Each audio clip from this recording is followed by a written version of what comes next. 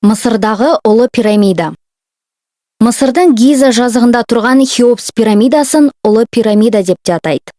Себебі 4000 жылдан аман жеткен жалғыз жәдігер, әрі биіктігі 147 метрге жетеді. Ол өте дәл құрастырылған және ең ірі тастан салынған. Пирамиданың көлемі 5,15 гектар жерді алып жатыр.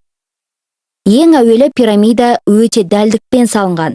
Соншама көп тастың қалай өңделіп, қалай қаланғаны жұмбақ.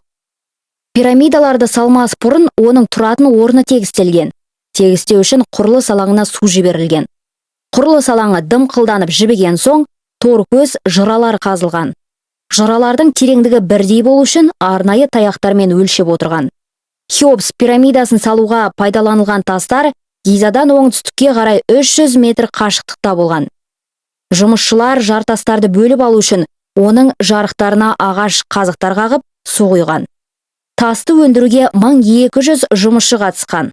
Тастар Ніл өзені және арналар арқылы құрылыс алаңына жеткізіліп отырған. Бұл тастар жағада өңдеуден өткізілген. Дайын қалайтын тасты алаңға жеткізген соң, ағаш иінтірек, арқан төселген жұмыр ағаштар арқылы керек жерге тасты орналастырған. Қазір бұл пирамида саяхатшылардың сүйікті мекеніне айналып отыр.